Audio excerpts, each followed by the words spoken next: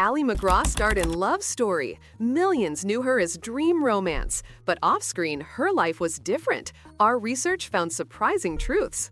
I'm Sarah Reed, and I adore the classics, but Ali's real life is not a soft-focused love song. Most people think her story ends happily ever after because Jenny felt like forever. The truth is harder. We checked her own words in her memoir and major interviews, not gossip.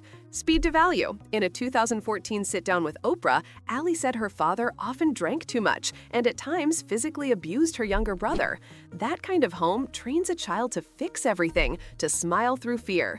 Years later, a Vanity Fair look at her memoir showed how those habits followed her. She wrote that with Steve McQueen, she played cook, cleaning lady, a simple woman, just to keep the peace. That isn't glamour, that's survival. So what did we uncover about her true story? We'll trace the childhood, the dizzy rise, the broken marriages, and the quiet strength that carried her at 86. Was your view of Ali MacGraw shaped only by Love Story? Share your first memory of her. Let's start where the shine first cracked. Home. She had a golden childhood on paper, but family life was chaotic. Ali became perfect with a capital P. Her real survival tools were hidden. I picture a bright little girl trying to hold a shaky house together. Ali has said her parents were creative, but the home was not safe.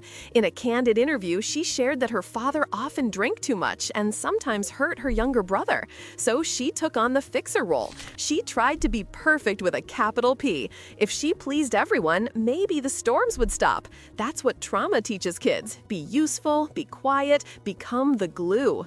Speed to value. Ali also said a white lie is still a lie.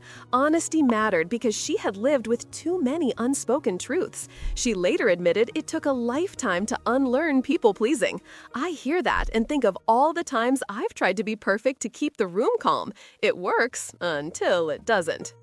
Those early lessons about honesty, fear, and control didn't vanish when fame came. They followed her onto sets, into marriage, and into the places where most of us dream we'll find safety. Next, she walks into Hollywood's bright light, carrying those shadows. She traded fashion for film. Goodbye Columbus was her breakout. Suddenly, she lived in luxury, but Ali still felt out of place.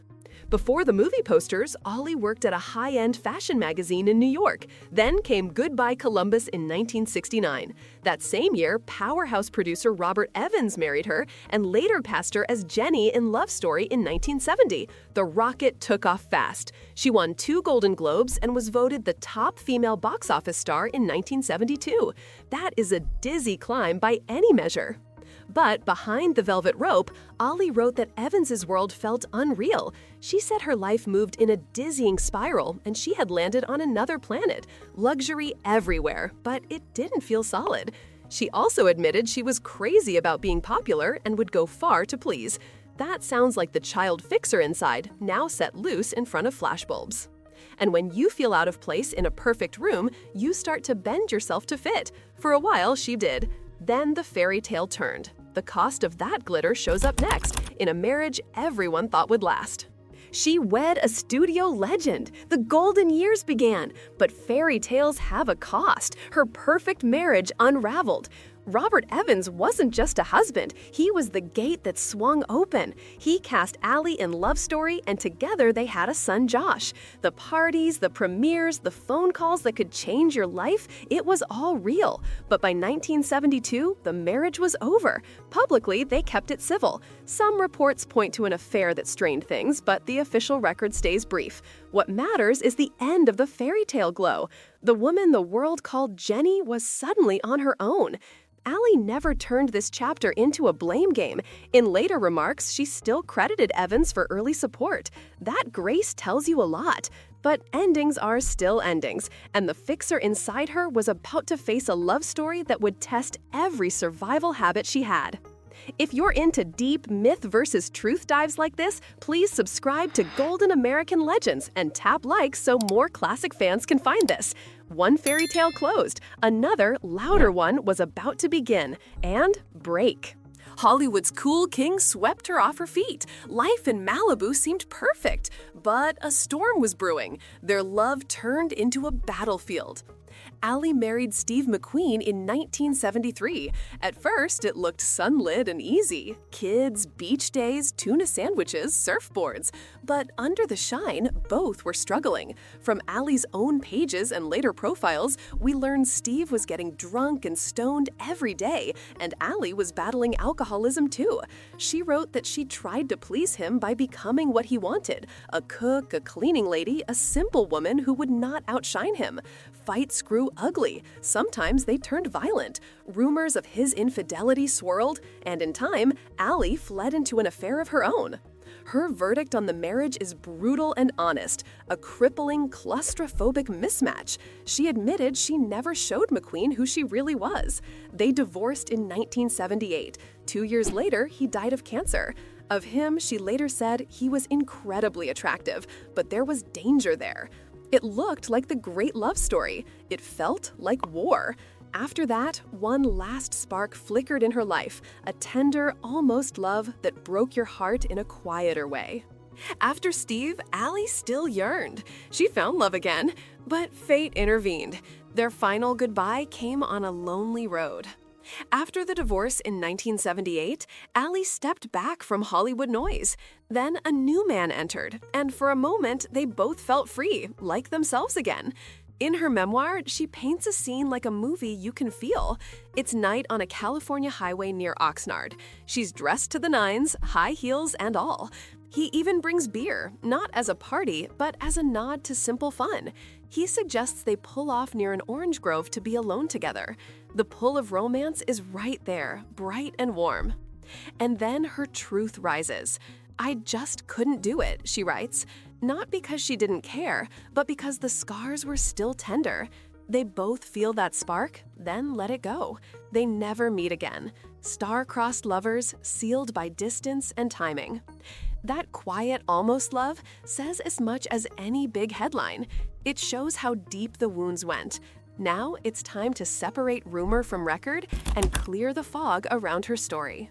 Some call it Hollywood gossip, but truth needs proof. We tracked sources on each claim. Not all tales are confirmed. Here's what holds up. Allie herself confirmed the childhood pain, a father who often drank too much and at times hurt her younger brother. She also acknowledged her own struggle with alcohol during the McQueen years. Her marriages to Robert Evans in 1969 and to Steve McQueen in 1973, and the divorces that followed are a matter of public record. These are facts drawn from her memoir and major interviews. Now, what needs caution? Tabloids have long pushed stories about drug addiction beyond what she admitted. There's no solid proof for that. You may also see claims about a devastating fire that destroyed mementos of her past. Without reliable records, that stays in the rumor bin. My rule is simple. If Allie said it herself, or if it's verified in credible reporting, we use it. If not, we mark it as hearsay. With the fog cleared, we can finally see the person, not the myth. The next question is simple and human. How did she keep going? She faced the echo of loss. Dark thoughts crept in, but Allie fought back. Work and honesty were her shields. Allie wrote that she needed prizes and lovers, tequila and chocolate, attention and work to keep herself from the edge of the deep black hole inside me. That black hole is her name for deep despair. It is the place grief wants to pull you. Instead of pretending she was fine, she named it. She also said learning to say no took her a lifetime. When you've been a fixer since childhood, boundaries feel like betrayal. But she did it step by step. She came to believe that a white lie is still a lie, and that truth, about herself most of all, was the only path out. She turned the spotlight inward, wrote, worked, and chose healthier circles. Over time, the need to please loosened its grip. Not perfectly, but enough to stand tall. That quiet fight doesn't make headlines, it makes a life, and it sets up the last chapter of her story, where fame fades and purpose takes the lead. Today, she lives far from cameras, yet her story resonates. Fame faded, but strength remains. Allie's true legacy is survival. At 86, Allie MacGraw keeps a gentle, private rhythm. Nature, small-town quiet, and service shape her days. She lends her voice to animal welfare, working with groups like Animals Asia and PETA. That feels right for someone who has learned to protect soft things in a loud world. She has also spoken with humility about her career, saying she made choices and wasn't trained as an actress, calling that her own mistake. That kind of honesty is rare, and it's part of why her story lasts. Yes, Love Story is still a classic. People still cry when they hear that theme. But the off-screen journey matters more to me now. It shows a woman who took pain, told the truth about it, and found a steady way to live. If this moved you, tap like and share it with someone who loves old Hollywood. Celebrity fades. Character does not. Let's carry that into the close. We just walked the real arc of Ally MacGraw, from a brittle childhood to a blinding rise, through 2 broken marriages and into a quiet strength that lasts at 86. The movie image was bright, the life was complex, and in her own words, that complexity is where the truth lives. Everything here came from her memoir and trustworthy interviews, not whispers. That is the heart of this channel, seeing our legends as human, not as headlines. If you want more deep, respectful dives into classic stars and the moments that shaped them, subscribe to Golden American Legends. Thank you for watching, and please keep exploring more of our videos. Before you go, I'd love to hear from you. Which part of Ally's story surprised or moved you most, and why? The childhood, a marriage, or the way she learned to fight the black hole? Thanks for watching, and I'll see you in the next one.